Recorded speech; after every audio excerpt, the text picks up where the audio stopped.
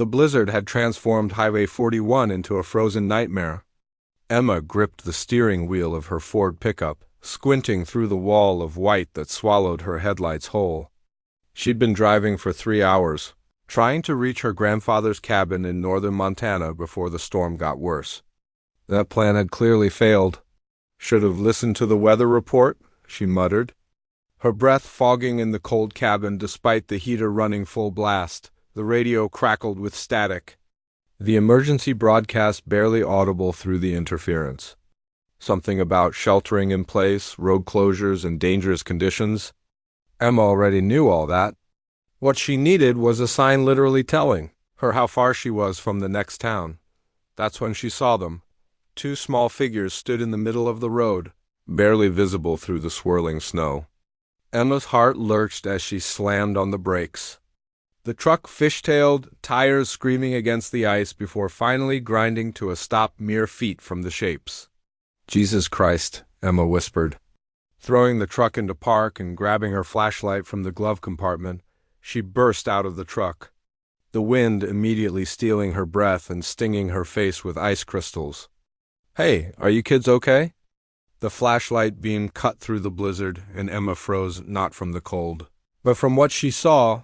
They were children, yes, but they weren't human. 2 small beings stood huddled together, their skin a pale luminescent blue that seemed to glow faintly in the darkness.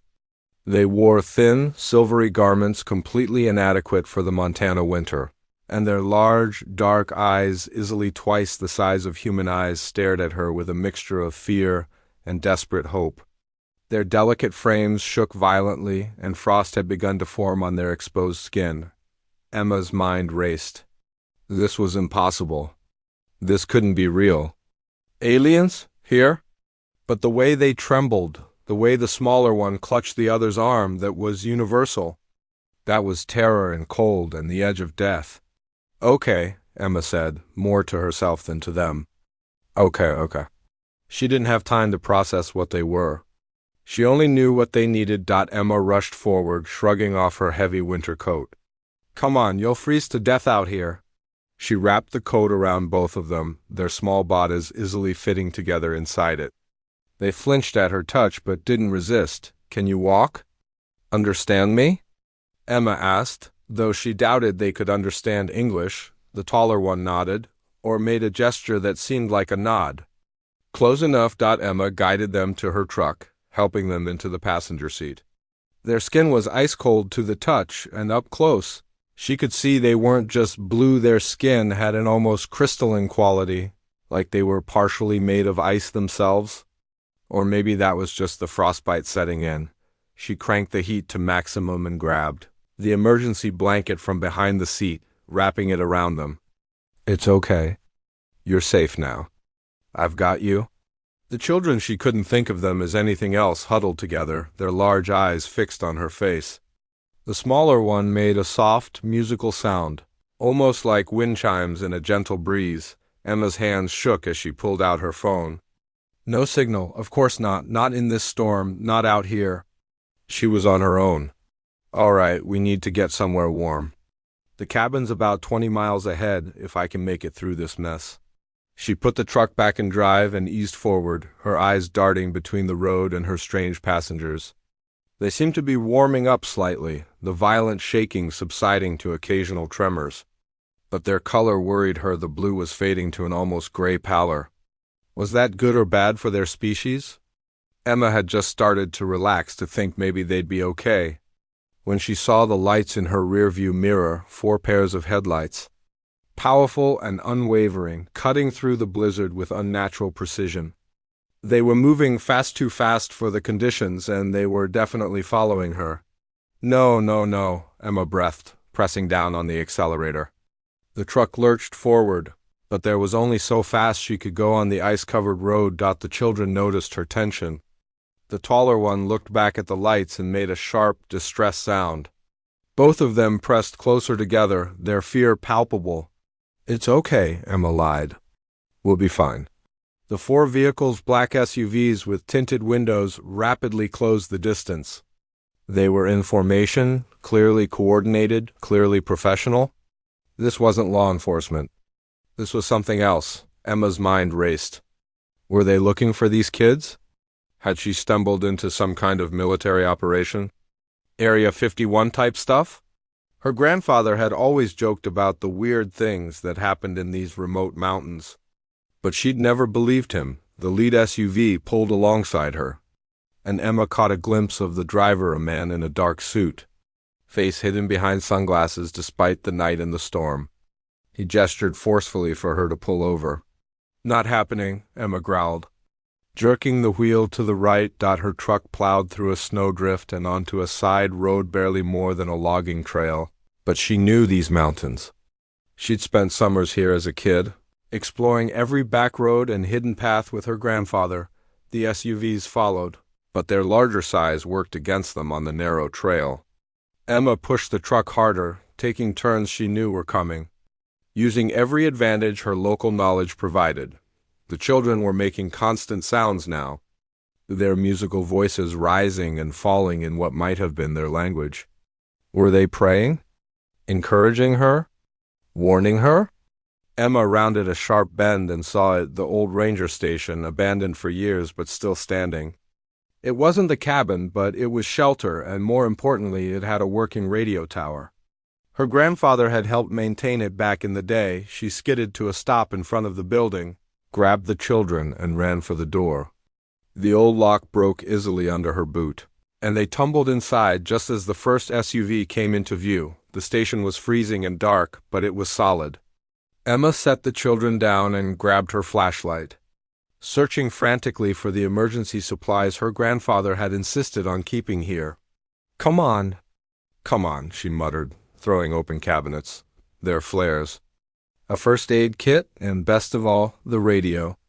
Emma flipped switches, praying the solar batteries still held a charge. The radio crackled to life. "This is Emma Patterson broadcasting on emergency frequency. I need immediate assistance.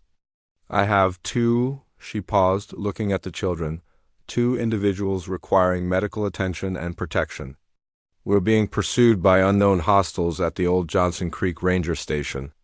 I repeat, we need immediate help." The only response was static. Emma heard car doors slamming outside. She looked at the children, who stared back at her with those impossibly large eyes, and made a decision. She grabbed the flare gun, loaded it, and positioned herself at the door. Her hands were steady now. She'd saved these kids from freezing to death. She wasn't about to hand them over to whoever was outside. The door shook as someone tested it. Then a voice, cold and official, called out, "Miss Patterson, we know you're in there. You've stumbled into a classified situation. Release the subjects and no charges will be filed against you." "Subjects?" Emma shouted back. "They're children. They were freezing to death." A pause. Then a different voice, older and somehow more menacing in its calmness. "Miss Patterson, those beings are potentially dangerous. They're quarantine subjects who escaped from a secure facility. We're authorized to retrieve them by any means necessary. Don't make this harder than it needs to be." Emma looked at the children. The taller one had moved protectively in front of the smaller one, but neither looked dangerous. They looked terrified. "Show me your authorization." Emma called out, "Show me ID." "FBI? Military? Who the hell are you people?" No answer. That told her everything she needed to know. The radio suddenly crackled with a new voice. "This is Colonel Jackson Martinez, United States Air Force. Emma Patterson, if you can hear this, hold your position." Repeat, hold your position. Legitimate military en route to your location. Do not surrender to unidentified personnel. Emma's heart soared. "This is Patterson, I copy." "We're holding position." "Good woman," Jackson's voice came back, stronger now. "We've been tracking the situation via satellite. The individuals pursuing you are not authorized personnel. They're from a private military contractor that's been conducting illegal operations on U.S. soil. We're 3 minutes out." The tone outside changed immediately. Emma heard urgent voices, running footsteps, and engines starting. Through the grimy window, she watched the 4 SUVs retreat at high speed. Disappearing into the blizzard, she slumped against the wall, the flare gun dropping from her shaking hands. The children made soft, questioning sounds. "We're okay," Emma whispered. "We're going to be okay." True to his word, Jackson arrived 3 minutes later with a convoy of actual military vehicles marked and official. Emma watched through the window as soldiers in proper uniform secured the perimeter. Their movements professional but not threatening. Jackson himself was a tall man in his mid-40s, with kind eyes that crinkled at the corners when he saw the children. He entered the ranger station slowly, hands visible, and knelt down to their level. "Hey there," he said softly. "I bet you two have had a rough night. Let's get you somewhere warm, okay?" The children looked at Emma. She nodded. "It's okay." These are the good guys. What happened next would change Emma's life forever. She learned that the children, Kale and Lyra, as they were called, were part of a small group of refugees from a planet called Threshold, located in a star system 40 light-years away. Their people had been fleeing a war, and a small refugee ship had crash-landed in Montana 3 months ago. Instead of revealing themselves, the U.S. government, or at least the official channels, had been preparing for peaceful first contact. But a private contractor called VAX Solutions had gotten wind of the crash and had kidnapped several of the refugees for study, which was apparently a euphemism for exploitation. Kale and Lyra had escaped during a transport, running into the blizzard with no concept of Earth's winter dangers. They would have died if Emma hadn't found them. Jackson sat across from Emma in the temporary command center set up at her grandfather's cabin, which the military had appropriated as a base of operations. Outside, Kale and Lyra played in the snow under careful supervision, their specialized suits now protecting them from the cold. They'd recovered quickly once properly warmed and treated. "You saved their lives," Jackson said, sliding a cup of coffee across the table to her, "and potentially saved this planet's chance at peaceful first contact. If those children had died, if the Threshold people found out humans had killed their young..." He didn't need to finish. Emma understood. "What happens now?" she asked. "Now? We finish rounding up Vax's operation, return all the refugees, and prepare for first contact the right way. With consent, with diplomacy, with respect." Jackson smiled. "And you, Emma Patterson, get to be humanity's first official ambassador to the Threshold people. If you want the job, that is." Emma looked out the window at Kale and Lyra. The smaller one, Lyra, looked up and waved at her, the gesture unmistakably human despite her alien features. Emma waved back. "Yeah," she said, smiling. "I think I want the job." The blizzard had passed. The sky was clearing, revealing stars that suddenly seemed closer than ever before. Somewhere up there, among those countless lights, was Threshold. A world Emma would visit within the year, standing as humanity's representative. Old because she'd chosen to stop for 2 children freezing in a storm, some nights. Emma would think about that moment, seeing them in her headlights, making the split-second decision to help despite their alien nature. She could have driven on, could have told herself they weren't real, weren't her problem, could have been too afraid, but she hadn't been. And that choice had changed everything. Jackson stood beside her on the observation deck of the spaceship, a joint human Threshold vessel, as they prepared to enter orbit around the alien world.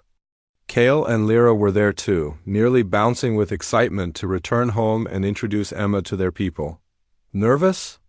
Jackson asked. Emma grinned. "Terrified. But someone wise once told me to hold my position." "Good advice," Jackson said with a laugh. Whoever said that must have been brilliant. Below them, Threshold came into view, a world of crystalline cities and frozen seas, beautiful and alien and welcoming. Emma took a deep breath. She'd rescued 2 children from a blizzard. In return, they'd helped rescue humanity from isolation in the universe. Not a bad trade.